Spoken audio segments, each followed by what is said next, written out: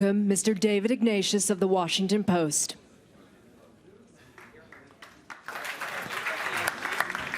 No, okay.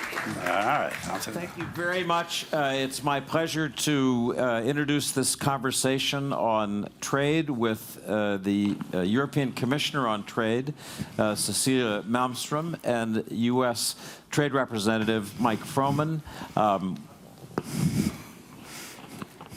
When I got started as a journalist, trade was about the dullest subject there was. My late beloved boss, Ben Bradley, when we would pitch stories as editors to Ben, if something was really boring, Ben would mutter, "Gat," which older members of the audience remember was the general agreement on tariffs and trade. And that was Ben's way of saying, that's really boring. In fact, the story that we ran when Ben retired as editor, which we kept secret from him, there was a slug on our dummy front page through that day, and the slug was "Gat." It was our way of sticking it to Ben. Trade, as we see, has gone from one of those important, worthy, not so exciting issues to the most explosive issue of the U.S. presidential campaign, and I would say a pretty explosive issue in Europe. I wrote in a column this morning that as anti-trade positions have now swept all of the Republican candidates and pretty much the Democratic field, trade has become a wrecking ball issue in this campaign. So I want to be clear. I have written for many years about my own views. I don't want to pretend that I don't have any. We have an unusual opportunity tonight to have really the two leading negotiators doing trade issues talk with us. We're going to leave time for your questions, so please be thinking of them. I want to start with Ambassador Froman. And I'm going to use first names here because trade's just that kind of issue. We don't want to be boring, huh? You're among trade friends. The GATT days are over. Oh, there are many more acronyms that I can bore you with. Well, I wanted to say trade is a four-letter word now, but it used to be a four-letter word. So Mike, I'm thinking about one of those Republican debates of which we've had, 50? And I'm hearing the voice of the leading Republican candidate, Donald Trump, talking about bad negotiators and bad trade deals. You've seen those debates, have you? I've heard about them, yes. So I want to ask you, if we could magically put you on that stage as Donald Trump is going on about bad deals and bad negotiations, what you would say if somebody turns and said, Ambassador Froman, would you like to respond? Well, I don't have a license to practice presidential politics, so I'm not going to directly answer the question about Mr. Trump, but I will say the following. We have a long history of trade agreements, and I think we have learned over the years what's worked and what could be improved. And as President Obama set out, it's important not to do trade for trade's own sake, but to do trade right. And that means making sure that it works for everybody, that it works for workers in the United States, for example. And that's our priority. And that means, for example, as we have done in TPP, and we're now working on TTIP, making sure that we're addressing issues like labor and environmental standards, so that we're raising standards in other countries and other markets that may have lower standards, and creating a more level playing field for our workers, that we're opening markets that may be disproportionately closed to our own markets, and that we make sure that we've got all the enforcement tools available, so it's not just negotiating the agreement, but making sure that we're defending and enforcing all of our trade rights. When John Kerry refers to TPP, he says, this isn't your grandfather's trade agreement. And I think that's an indication that We have tried to break new ground to make sure we are doing trade right, trade that works for everybody.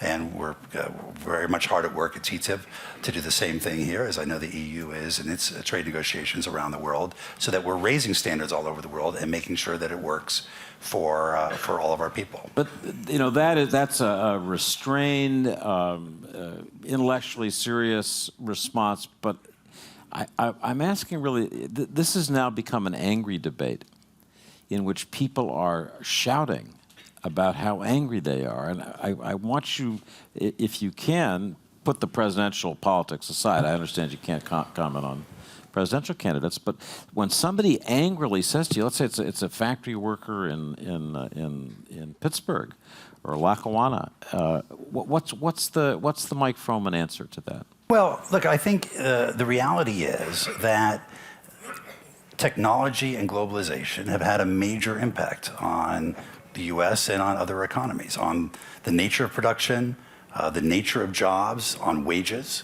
And those concerns that people have are legitimate, and we need to recognize them as legitimate. Now, economists will debate how much of that is due to technology versus globalization. Most think that it's mostly due to technology, but globalization has certainly played a role. I think it's a mistake, though, to conflate globalization and trade agreements. Globalization is a force. It's the product of the containerization of shipping, the spread of broadband, the integration of economies that used to be closed in Eastern Europe or in China that are now open. Trade agreements is how we shape globalization, how we make sure that globalization evolves in a way that's consistent with our interests and with our values. And the workers, I think, are rightfully concerned about in the United States that we've had wage stagnation for so many years. We've only seen wages tick up a bit last year. It's too little and not fast enough. But trade agreements is part of the answer, and that's our ability to open markets, for example, through TPP, that are disproportionately closed, so that we can produce more in the U.S. and sell to other countries. We don't have to relocate our production to those countries in order to serve those markets, and then raise standards in those countries: labor, environmental, intellectual property rights standards, disciplines on state-owned enterprises, to make sure that we have a level playing field for our workers in the United States to be able to compete. We'll come back in a minute to ways in which those unhappy workers' concerns can be addressed. But Cecilia, I want to ask you a version of the same question. I'm not running for the U.S. president, unfortunately. Well, I want to just express personal regret that that's true. Yeah, but that's how it is. So let's imagine that you're with your fellow European commissioners. And I think it's fair to say, looking at the recent news, your colleagues are overwhelmed with difficult issues. You have a Europe that is under a kind of a stress that since the creation of the EU, I can't really remember a sustained period of stress like this. So I'm wondering how you try to make space in that group of your fellow commissioners, and by extension in the European debate, for this trade agenda. How do you tell people, with everything else we're worried about, this still matters? Well, that's actually not very difficult in the group of commissioners, because you're absolutely right. We are facing enormous challenges. Migration, we are just not out of the economic crisis yet. We still have a huge unemployment. We have countries who might want to leave us. I mean, there are lots of challenges. Nobody's denying this, and we're working jointly in the college on all this. But it's actually not difficult to persuade my fellow college the commissioners that trade plays a very important part in that. It's not a solution, of course, but it can contribute because we are finding ways to get out of the economic crisis. There are lots to do that, but trade is a way. 90% of all global growth in the future will come from outside the European Union. We need to be there to connect to that growth with the US, but also with many other of our partners. We also know that trade is a formidable source of fighting poverty if it's done right. So we also engage with countries in Asia, in Africa, in order to see how we can, in an asymmetrical way, engage with them to help them build up a trade capacity so that they can compete and that they can raise their standards, they can diversify their economies as well. So it helps in the migration issue to a certain extent as well. So trade is actually a tool to do this as well. And it's a joint project for the European Union. We know that we are stronger if we are 28 negotiating with the US than and we're one negotiating on behalf of 28 than if Ambassador Froman has to talk to 28 trade ministers. So it's a joint project as well. This is the case we try to make, and also I fully agree. Trade is not for the sake of it, but well done, well organized. It is actually something that is to the benefit of our people and our economies.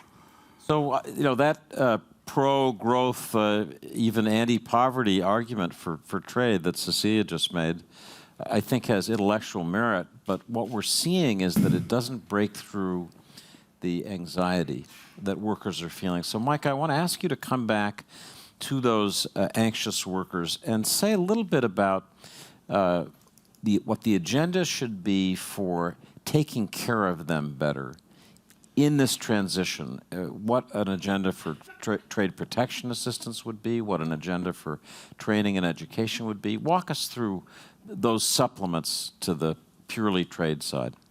Well, first of all, on the purely trade side, I think it's important, and I imagine the statistics are true in the EU as well, that expanding exports helps support more jobs. And those jobs in the US, export-related jobs, pay up to 18% more on average than non-export related jobs. So this is a way of dealing with the wage stagnation, dealing with the income inequality issues that we've been wrestling with in the United States. We think that by opening markets and increasing exports, we're actually helping workers increase their wages. And a recent Peterson Institute report about TPP actually concluded that a majority of the benefits go to workers, skilled and unskilled, rather than capital, because it will lead to increased wages in their jobs. But having said that, I think you put your finger on something very important, which is the importance of having trade adjustment assistance, for example, and other mechanisms to deal with transitions. Last year, when we went to Congress to get the approval of Trade Promotion Authority, we also got the approval of a 6-year program of trade adjustment assistance. And it was a broad program. It includes services, it includes not just people who are maybe displaced by a trade agreement, but by anybody who's displaced by globalization, by any sort of trade impact, whether it comes from India or China or elsewhere.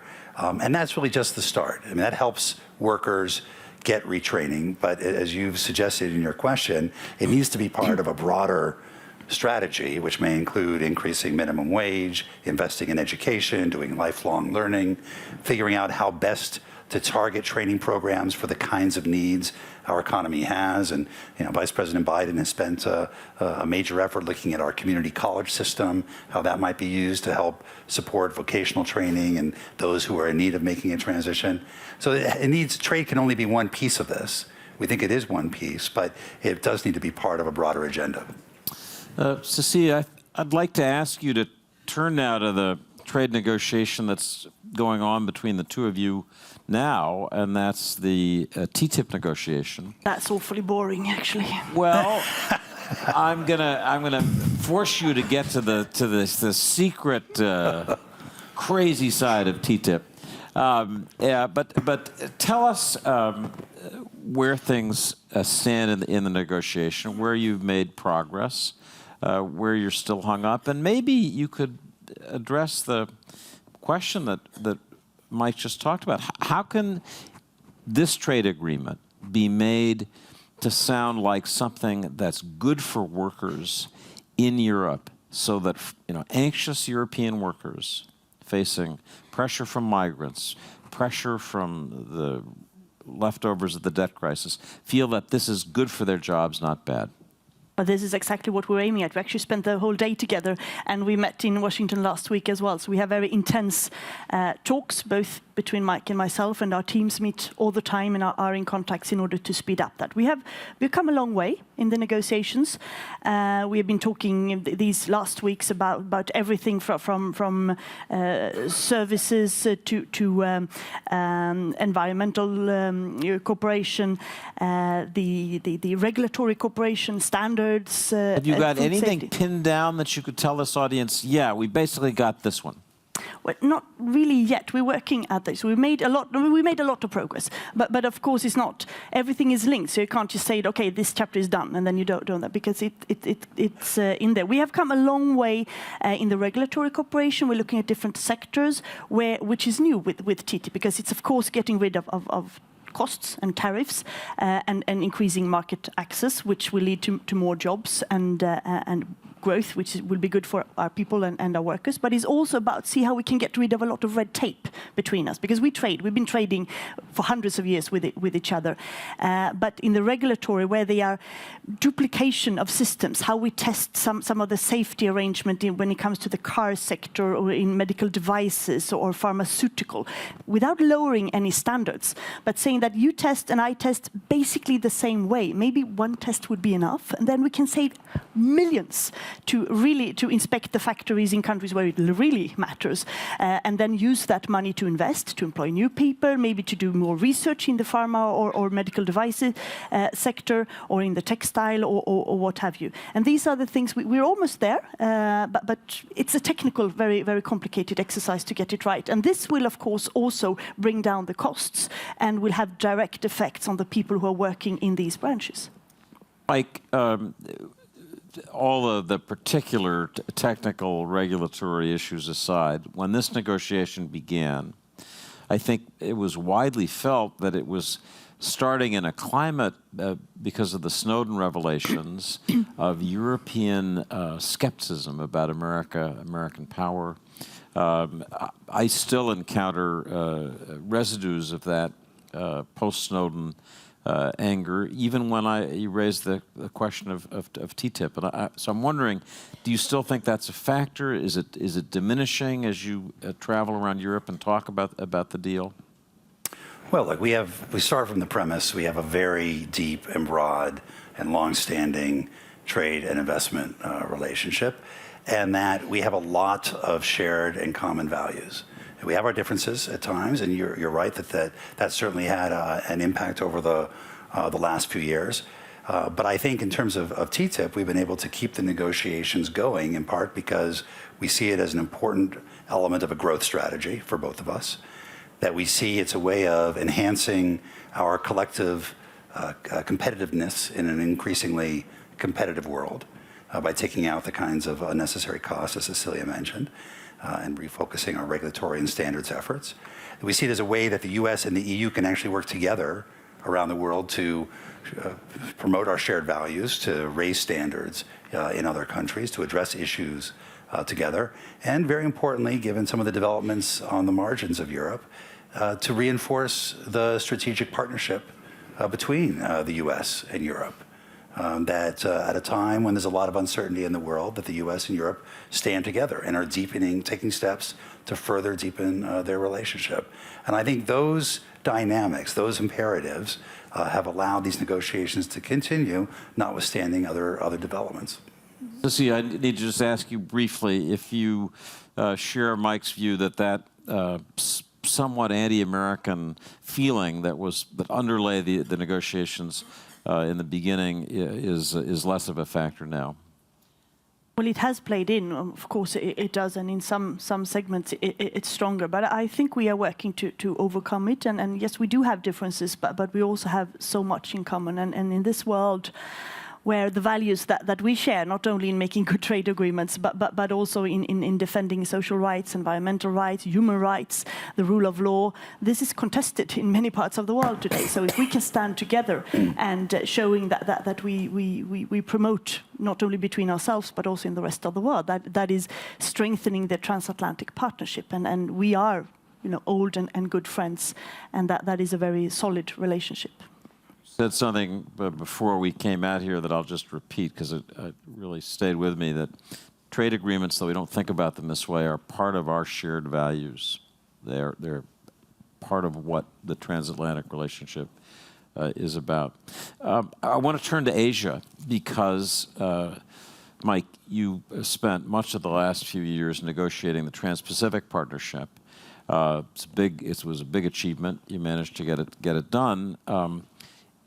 But I need to ask you, is there any chance of getting it passed this year, first? And second, what are you hearing from your Asian partners with whom you negotiated as they watch our political debate? When they hear this sort of clamorous anti-trade comments from the candidates, what do they think? Well, I think they follow our politics exceedingly closely and are very much attuned to what's going on. And we're very open about where we are in the process and what the challenges are and where we see the opportunities. Look, I'm comforted by the fact that I've spent a lot of time up in Congress when I'm not abroad and meeting with members of the Congress and senators about TPP and the rest of our trade agenda.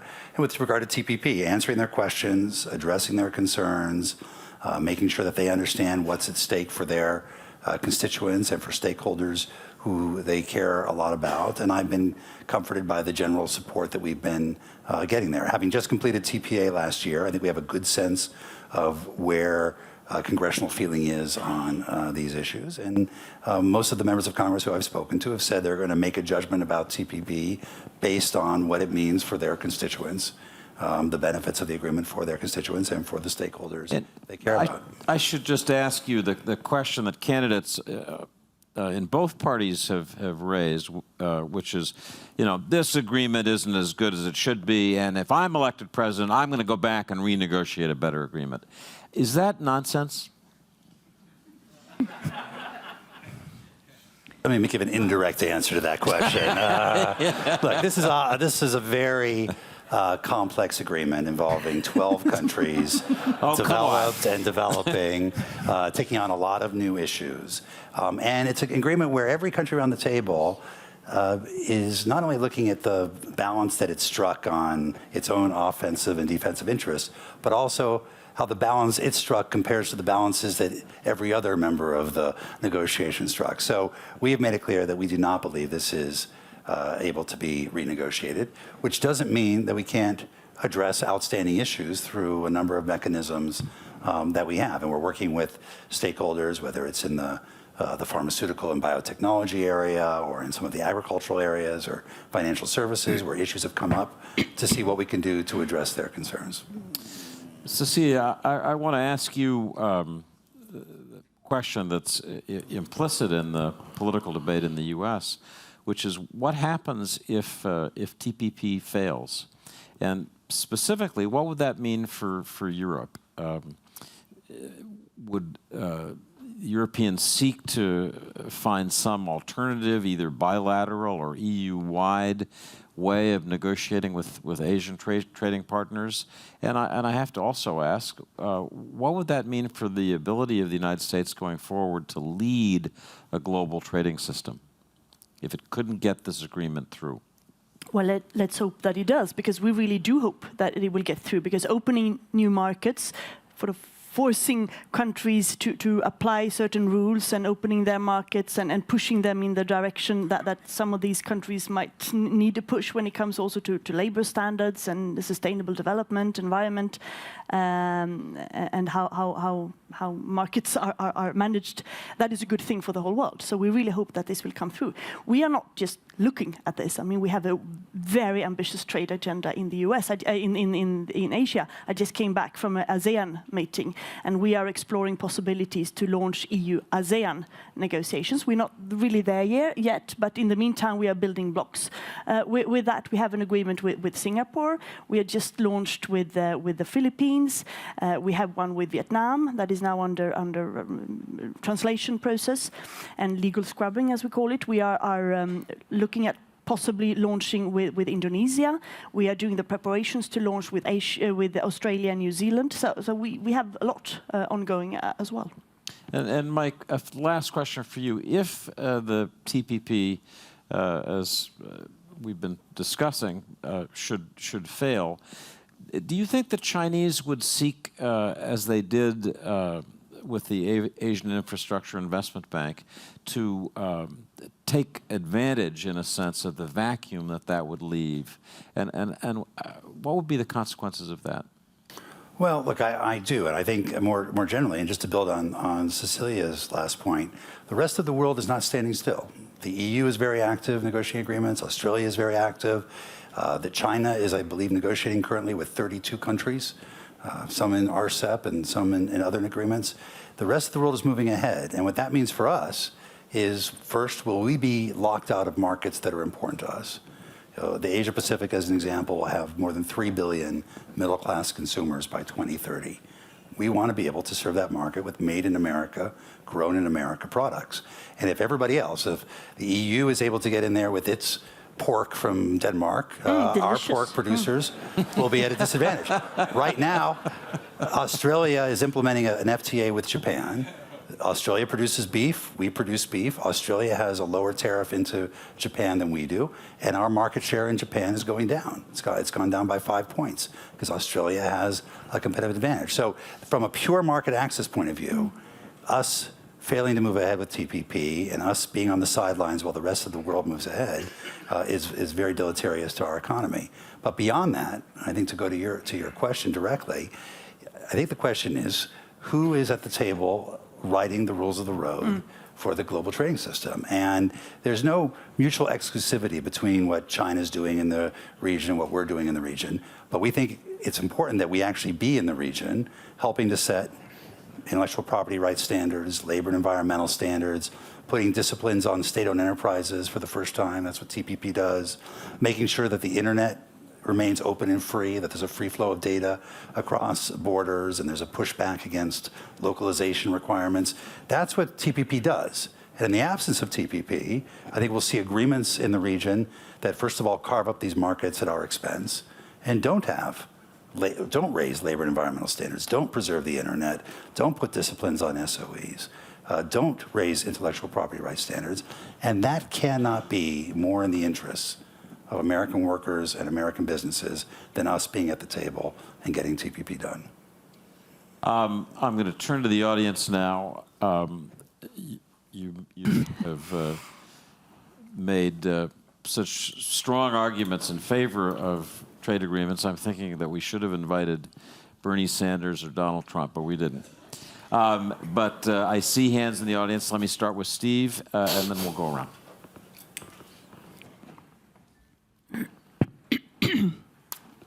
Please identify yourselves. Keep your questions short. If you can ask it to one of our panelists, do. But go ahead. Thank you. Steve Clemens with The Atlantic in Washington, D.C. Madam Commissioner, I understand that there are about 159 areas of exclusion or exception that you've come to the table with in TTIP, and the United States has brought 4 exceptions. And so as an outsider to this process, I just ask, would you take, if you were an outsider like me, would you take Europe's position in these numerous exceptions you want to a free trade deal seriously? Absolutely. If you look at the content of them, you will see that we can have an exercise about how you group them. We have a long list of exceptions, yes, because we are 28 countries, and all 28 countries have given to the Commission some sensitive areas. But we are also very specific.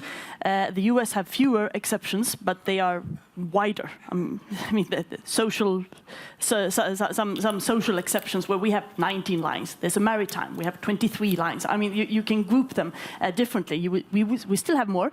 But the difference is not as big as it can seem if you just hear the numbers. Yes. Yes, I'm Alfredo Valadão, professor at Sciences Po in Paris and from Brazil. I'd like to make 3 comments. The first is that trade in goods in the last 2 years has been growing less than GDP. And many analysts are saying that this is a structural phenomenon. The second thing I want to say is that WTO and OECD had made 3 years ago a big research on value-added trade statistics, where they found out that services correspond to less than 50% of the value of goods. And the last thing is TISA and TTIP is less about trade and more about regulations, standards, investment, and more important, to find a way to have an institutional framework in order to regulate new innovation, for new goods and services. So my question is, don't we have a problem of how to measure and then how to interpret politically and to negotiate the new global non-goods or hybrid goods services exchanges. And these exchanges are the big ones that will define who gets the biggest share of the global value added. Mike? Let me try and answer that in a couple pieces. First, I think your first point is a very important one, which is for decades, global trade, the growth in global trade exceeded global economic growth, and in fact helped lead global economic growth. And for the last year or so, it's been at or below the levels of growth of the economy. And I think that's a worrisome sign, and that's, in our view, puts a premium on making sure we're doing everything we can to tear down unnecessary barriers, whether it's tariffs or non-tariff barriers, to make sure that we can continue to expand our exports and expand the growth that comes with that. You know, I think your other points really point to the fact of how important services are overall, and how their importance is increasing, both in their own right and increasingly as a portion of manufacturing. The services are a key part of manufacturing. I think that's one reason why the services pieces of these agreements are so important, and why TISA and the US and the EU are working very well together in the TISA negotiations with other countries to expand and liberalize services, precisely because so much of our respective economies is dependent on services. In the US, I think it's 4 out of 5 Americans are employed by services, and we see this as we have a very big trade surplus, actually, in services. We see this as an important area of growth. So I want to collect several questions because we have a lot of hands up. The gentleman here in the second row, and then Charles after you, and then the gentleman with his hand up. Yes, that's Senator. I didn't see Senator Sessions. Thank you very much. Our moderator started out with the term GATT. As a successor framework of GATT, the WTO was brought into existence. We have talked about TTIP, we have talked about TPP, and nobody has mentioned the WTO, the traditional engine and motor for global trade agreements. Are we saying that the WTO has run out of intellectual steam, run out of political will? The future will bring regional trade agreements? I would like both panelists to respond. Good. Future of the WTO. So, future of the WTO, Charles Grant. Chancellor of European Forum. My question is for Mike Froman. In the British referendum campaign, which is currently going on, Eurosceptics say that if Britain is outside the EU, the US will rush to negotiate a bilateral trade agreement with it because Britain has such a large, important, wonderful economy that you'll be desperate to do deals with us, and that the deal you'll do will be probably even better than the deal that Cecilia is trying to negotiate on behalf of the EU as a whole. You don't have to answer this. So my question is, how quickly do you think you could do a deal with the British, and would the content be different if it was just Britain on its own or Britain represented by the EU as a whole? Great devilish question. Hand the microphone over to the gentleman. There. Okay, a question for, my name is Grandesso Federico from New Europe, a question for Commissioner Malmström about TTIP. I might imagine that you are advancing negotiation also on energy. Energy is a very important sector. I would like to know a little bit more about advancements of negotiation on energy, if this is possible. Thank you so much. So we have has the WTO run out of steam in this discussion of TTIP and TPP? Is Europe going to get a better deal, and what specifically is it? And finally, the question of energy for Commissioner Malmström. Yes, Cecilia? Okay, on WTO, no, we have not forgotten about it at all. And Mike and I had the enormous pleasure of spending almost a week in the Kenyatta Center just before Christmas. I think we were locked in that room, was it 28 hours? Yeah, with no food, no coffee, can you imagine? But we had a great time. So actually, WTO is a fantastic invention. I profoundly, want to defend the WTO, and I think it has not fully played the role it could have played. It's been stuck for a long time with the Doha negotiations, and that has hindered progress on many other areas. But we did agree a couple of years ago on the trade facilitation agreement, which is very good. We did agree actually in Nairobi on several important issues in the agriculture sector, which nobody believed, and we made the agreement on ITA which also ITA 2 actually, which was very important. And I think this has sort of created a momentum. There are some issues left in the Doha round, which somehow needs to be solved, but there is also a growing feeling that there are new issues that we need to try to address as well, that need to be looked at the global level. And we in the EU are right now very much engaged in trying to define what could these items be. Could be maybe digital or e-commerce, or they could be rules of origin, they could be investment. There could be lots of different things that needs to be addressed globally, where we could find a growing crowd who want to talk about this. And I think there are different exercises going on all over the world. We talked about it in Davos together. What about energy? Yes, on energy.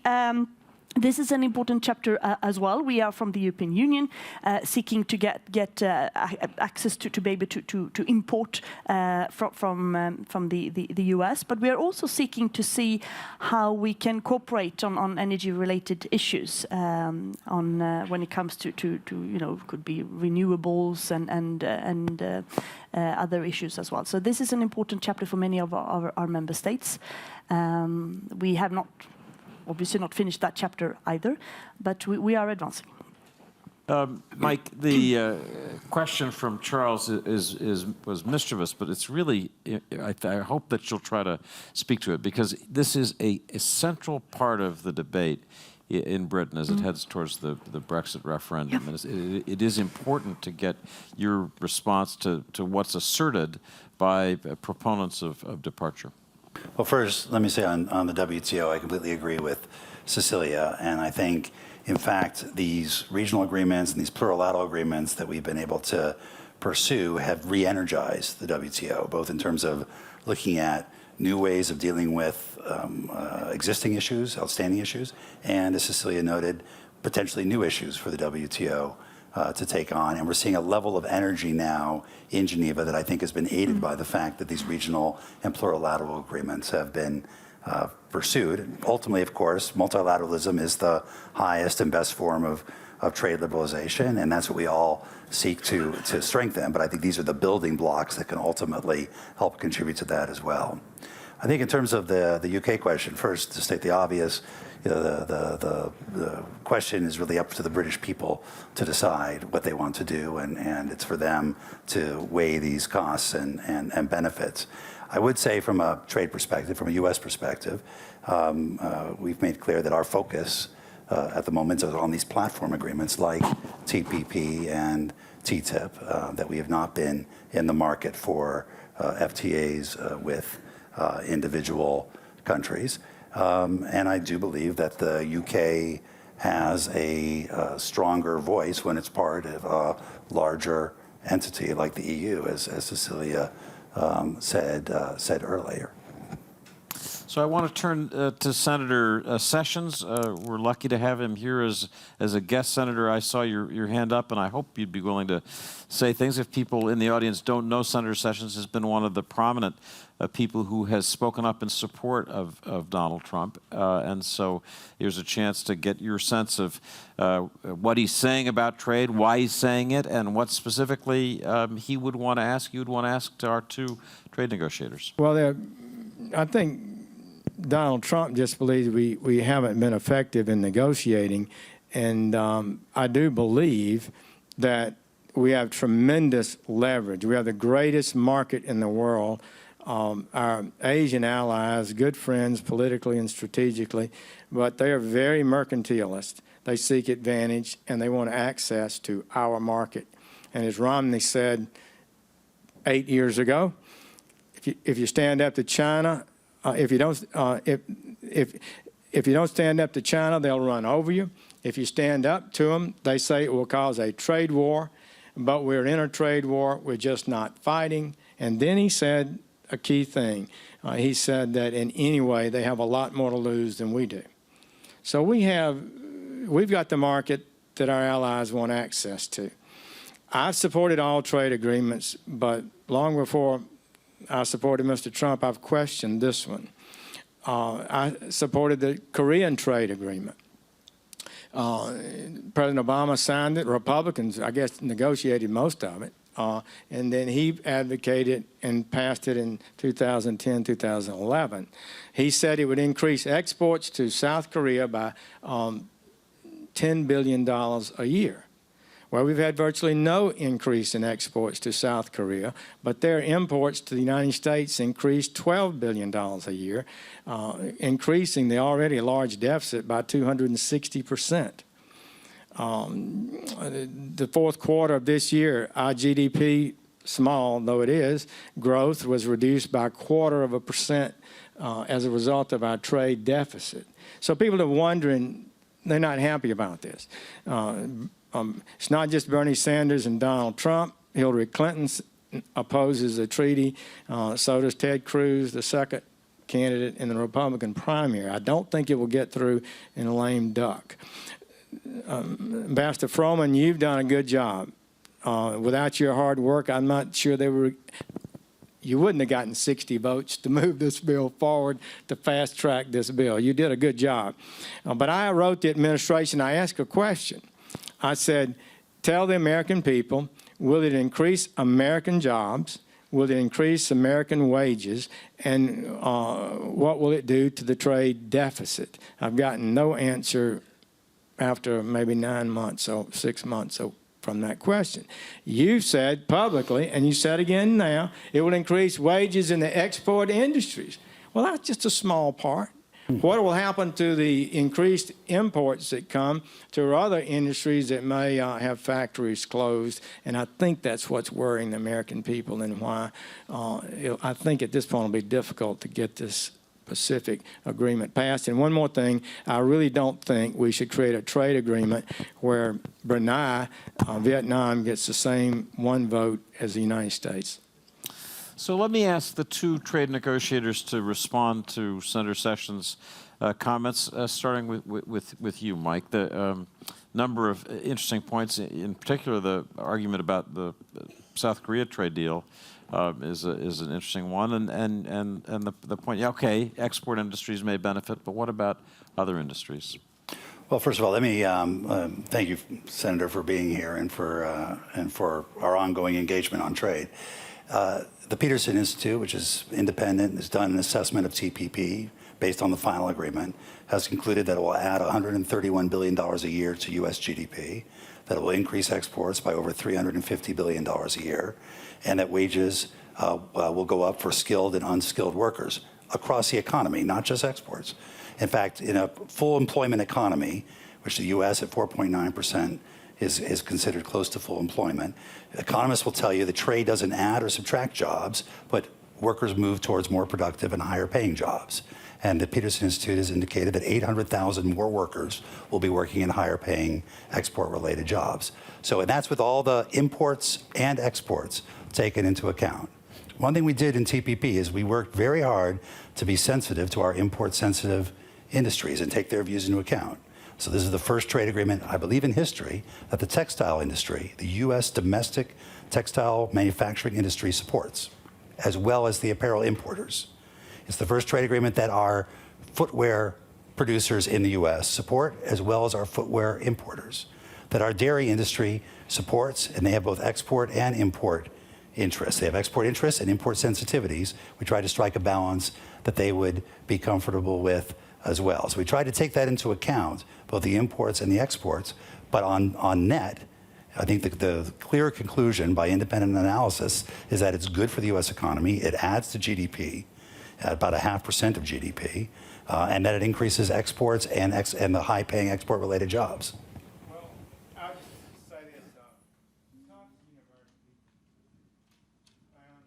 this. By 2025, I believe it will reduce manufacturing jobs 400 and something thousand, and I believe even the Peterson pro-trade group that it is found manufacturing jobs will be reduced over this period of time. I'm afraid that's not the case. The Tufts model has been debunked by all the economists out there that said that model was not intended to measure trade. And so I think that we can send you lots of analysis of that. And on the Peterson report, what they said is that we'll go from, I believe, 12.2 to 12.4 million workers in this area in manufacturing. So manufacturing jobs will increase. Cecilia, let me ask you, Senator Sessions is expressing something that many, many members of Congress, and also, I have to say, almost every candidate, as he says, it's not just Bernie Sanders, it's Hillary Clinton, it's the other Republicans, would say. And so I'd be interested in your response as a European pro-free trade. As you hear arguments like this coming from the States, how do you want to answer them? Well, we have those arguments in Europe as well, and Senator, with all respect, Europe is the biggest market of the world. But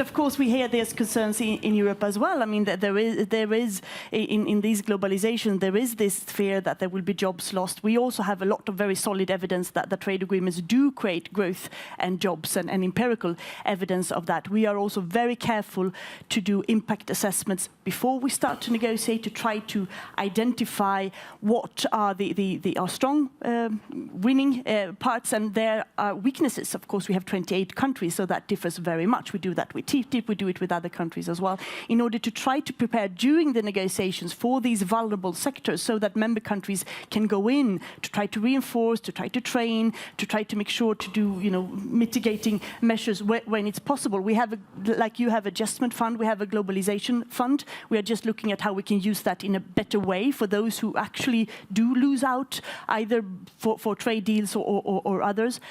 We are seeing how we can better use our joint European funds, on regional and structural funds, of course, to help people to move from sectors that are difficult in competition to others, training, education, and so on. Of course, we have different social models in the different countries as well. So what we need to do is to try to show the good benefits of trade agreements. We have good experience, but we need also to become much better in really engaging with workers, entrepreneurs, consumers, to show the benefits. But because we have also shown that they don't enough take benefit of the possibilities of opening up the markets, especially small and medium-sized enterprises. So we are really engaged now in trying to work with these in order to make sure that they know what they can do in order to take benefit, to bring more jobs and more growth.